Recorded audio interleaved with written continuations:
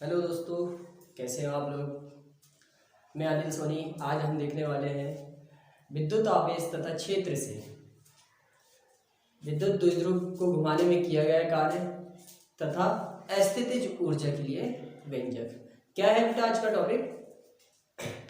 आज का टॉपिक रहने वाला है हमारा द्विध्रुव को घुमाने में किया गया कार्य तथा अस्थितिज ऊर्जा होती क्या है। तो हमने अभी तक क्या क्या देख चुके हैं। जो पिछला लेक्चर था हमारा किसके बारे में था? बलयुग्म आघूर्ण के बारे में। किसके बारे में था? बलयुग्म आघूर्ण। दो बलों के कारण, है ना। एक द्विध्रुव है जिस पर कितने बल लग रहे थे? दो बल लग रहे थे, तो उसे क्या कहा गया था? बलयुग्म आघूर्ण कहा गया था। उसी प्रकार से आज जो है किया गया कार्य, तो किया गया कार्य बराबर क्या होता है? बल गुणित बल की दिशा में विस्थापन। किया गया कार्य क्या होता है? बल गुणित बल की दिशा में विस्थापन। तो देखिए हम क्या है, फर्स्ट टॉपिक रहने वाला है द्विध्रुव को घुमाने में किया गया कार्य, work done in turning a dipole. और सेकंड पॉइंट रहने वाला है हमारा द्विध्रुव की स्थितिज ऊर्जा, potential energy of a dipole.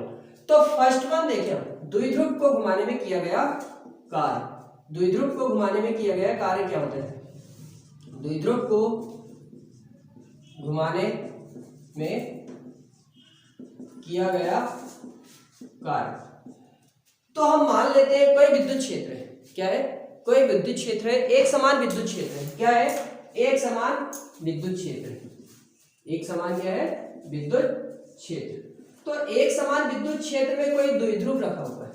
कैसे रखा है? साम्य स्थिति में रखा है, मतलब जिस दिशा में विद्युत क्षेत्र रेखाएं हैं उसी दिशा में एक द्विध्रुव रखा हुआ है। एक द्विध्रुव ए बी, कौन सा है? ए और बी। उस द्विध्रुव पर ए पर माइनस क्यू आवेश है तथा बी पर प्लस क्यू आवेश है। ए पर कौन सा आवेश है? माइनस क्यू आवेश है तथा बी पर कौन सा आवेश है? प्लस क्यू आवेश है। यहां तक हो गया। और इस द्विध्रुव की दूरी, लंबाई जो कितनी है? 2a। द्विध्रुव की लंबाई कितनी है? 2a।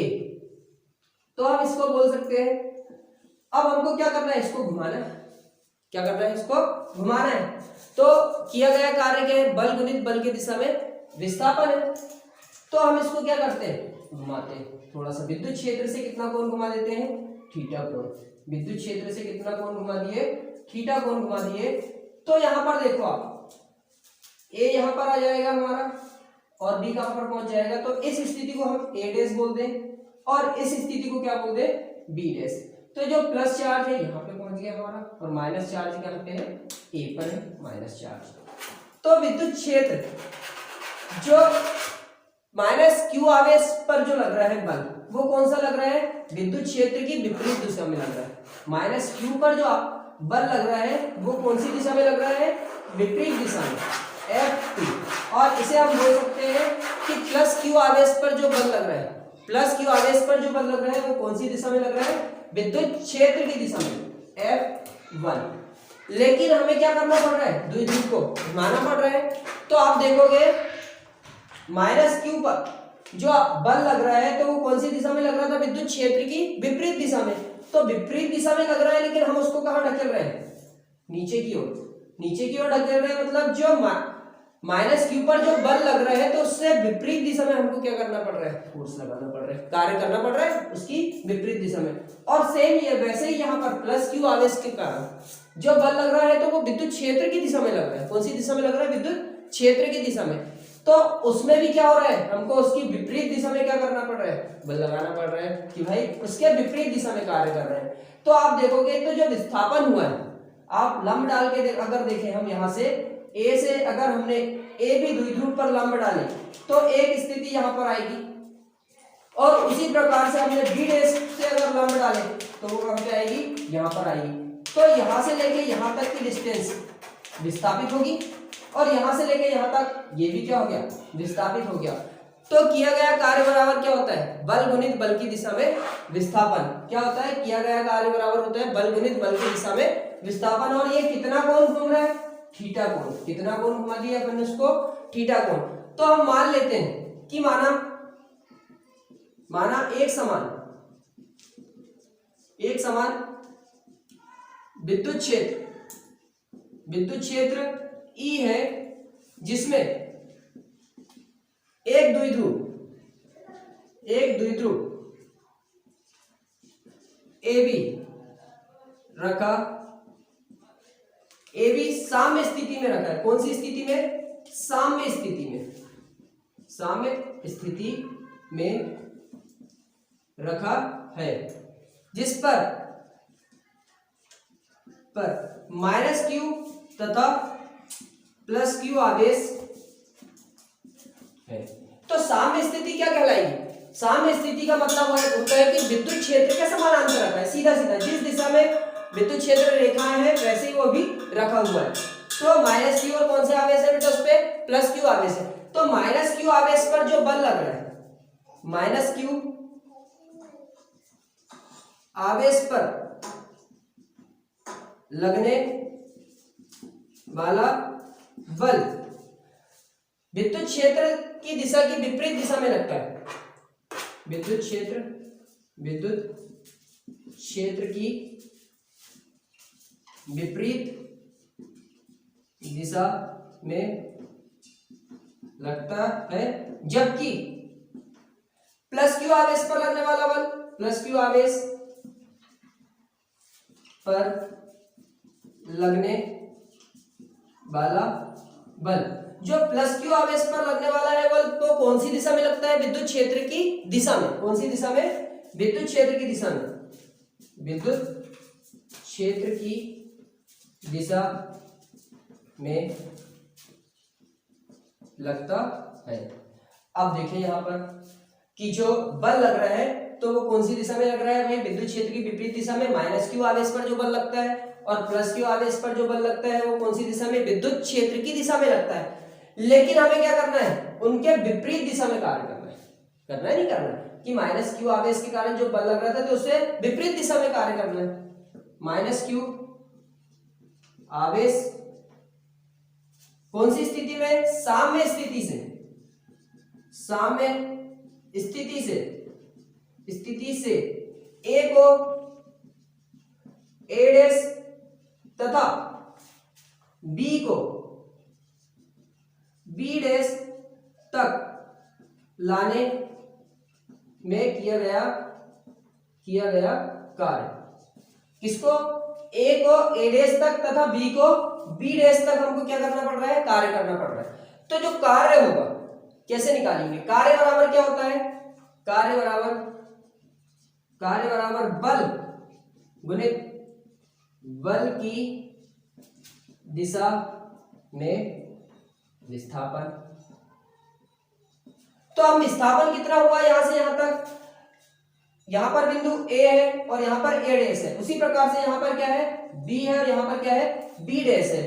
तो विस्थापन देखें, यहां पर अगर नाम दे दूं सी और यहां पर दे दूं डी, तो ए से सी तक का विस्थापन किसका हुआ है? ए से ए डैश में। और उसी प्रकार से बी से डी तक में जो विस्थापन हुआ है किसमें हुआ है? प्लस क्यू आवेश में हुआ है। एक बार डायग्राम हम अच्छे से बना के देख लें क्लियरली, विद्युत क्षेत्र रेखाओं को ना बनाकर। ये हमारा द्विध्रुव ए और बी, कितना घुमा रहे हैं हम इसको? थीटा कोण घुमा रहे हैं। कितना कोण घुमा रहे हैं? थीटा कोण घुमा रहे हैं। ये वाली स्थिति हमारी ए डैश की होगी और ये वाली हो गई हमारी बी डैश की। तो ए से ए डैश तक अगर लाए और हमने देख लिया यहाँ पे इसको लंब डाल के देखो कितना विस्थापित हो रहा है ना? थोड़ा सा क्या हो रहा है? विस्थापित हो रहा है। उसी प्रकार से बी भी क्या हो रहा है? विस्थापित। अगर मैं इस बिंदु को सी दे दूं और इसको क्या दे दूं? डी, तो कुल विस्थापन कितना हो रहा है? ए से लेके सी तक हो रहा है और यहाँ पे बी से लेके कितना हो रहा है? डी हो रहा है। तो किया गया कार्य बराबर क्या होता है? बल गुणित बल की दिशा में विस्थापन। तो अब बल गुणित बल की दिशा में विस्थापन क्या हो जाएगा? बल, हम अगर मान ले कि माइनस क्यू आवेश पर कितना बल है? F, माइनस क्यू आवेश पर बल कितना है? F। तब देखें इसको विस्थापित कितना कर रहे हैं हम? A से C तक।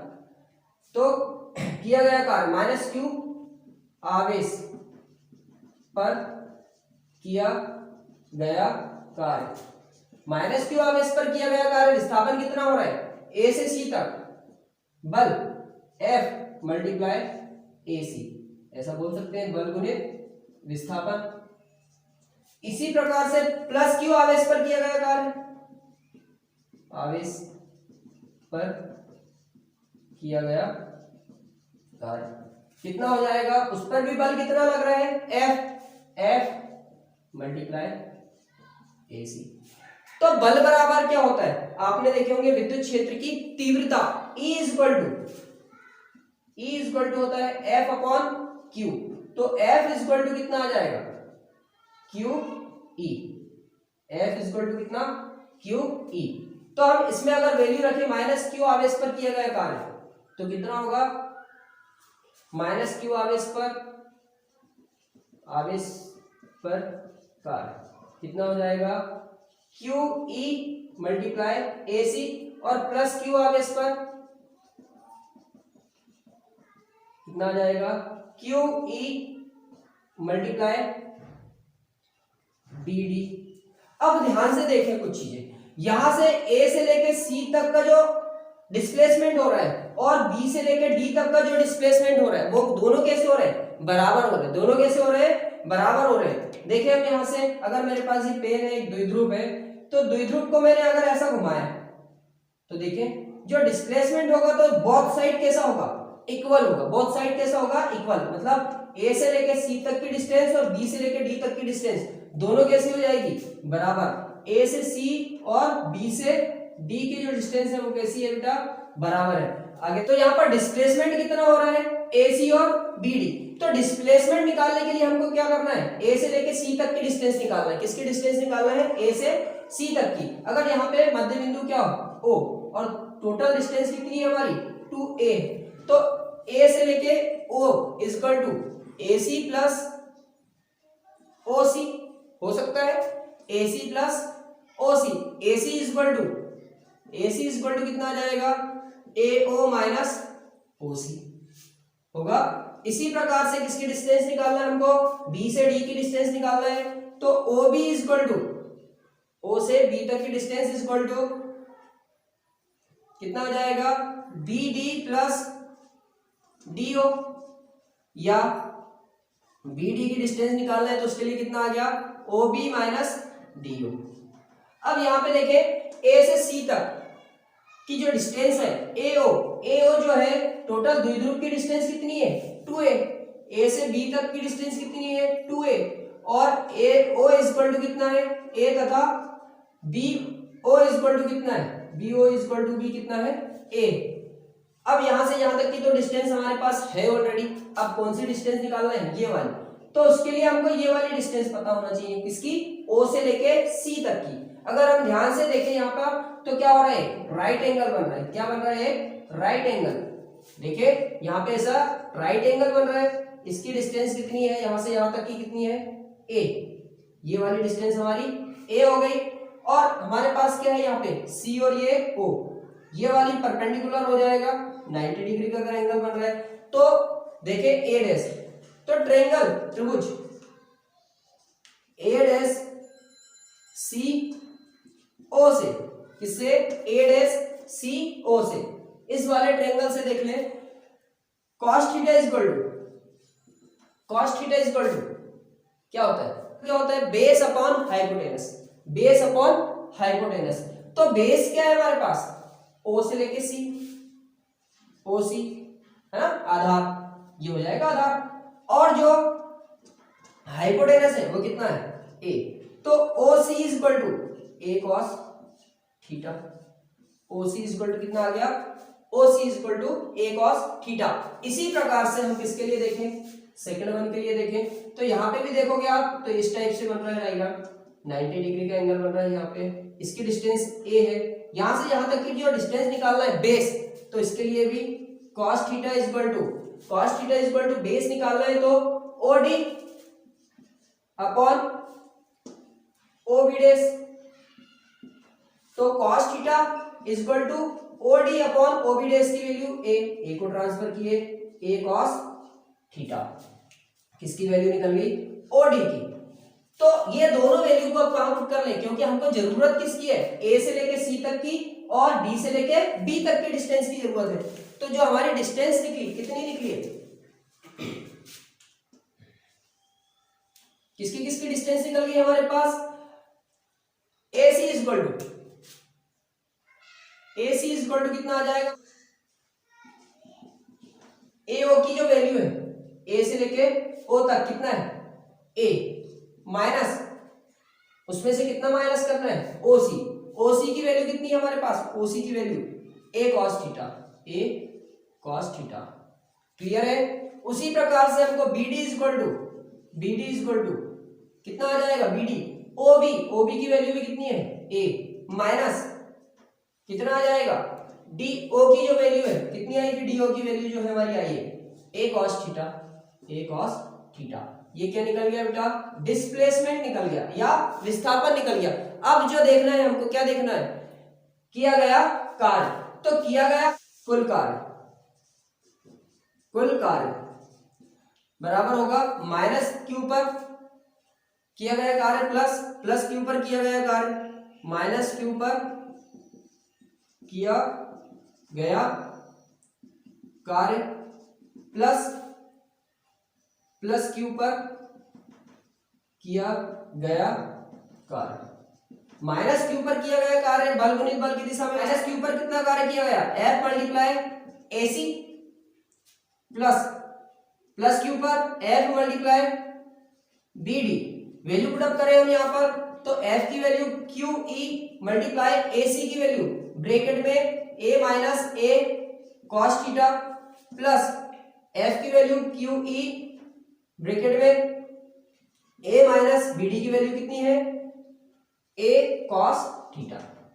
तो QE को हमने कॉमन निकाले, कितना आ जाएगा, Q को E कॉमन निकल गया दोनों में से, A minus A cos theta plus A minus A cos theta, दोनों को जोड़ दे कितना आ जाएगा, QE किया गया कुल कार्य W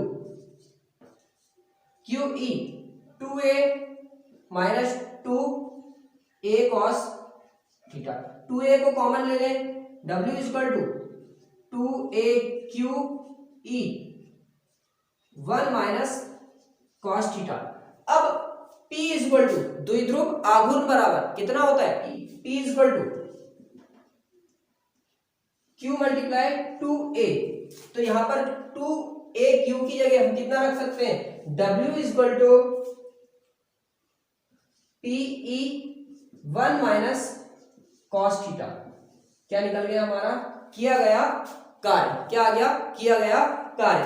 अब इसमें दो कंडीशंस हो सकती है, क्या क्या हो सकती है, यदि थीटा इक्वल टू कितना हो, 0, कितना, theta equal to, first condition में थीटा इक्वल टू कितना हो, 0, थीटा इक्वल टू 0 मतलब साम्य स्थिति में ही हो, तो कितना आ जाएगा, W equal to PE 1 minus cos 0, cos 0 की वैल्यू कितनी होती है, 1, तो W equal to PE 1 minus 1 या W इक्वल टू कितना हो जाएगा, 0।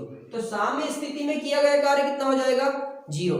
लेकिन अगर इसको हम कितना 90 डिग्री अगर घुमाएं, कितना घुमाएं, 90 डिग्री अगर घुमा रहे हैं, तब कौन सी स्थिति आएगी, theta equal to pi by 2 के लिए, किसके लिए, theta equal to pi by 2 के लिए, तो W बराबर PE 1 minus cos pi by 2, cos pi by 2 की वैल्यू कितनी होती है, 0, तो W equal to PE 1 minus 0 या W इक्वल टू PE कौन सी कंडीशन होगी, ये मैक्सिमम कंडीशन, और ये वाली किया गया कार्य मैक्सिमम होगा तथा W इक्वल टू 0 किया गया कार्य क्या होगा, मिनिमम होगा। आप लोगों को समझ में आया होगा। अगला जो देखने वाले हैं, क्या देखेंगे, द्विध्रुव की स्थितिज ऊर्जा या potential energy of a dipole.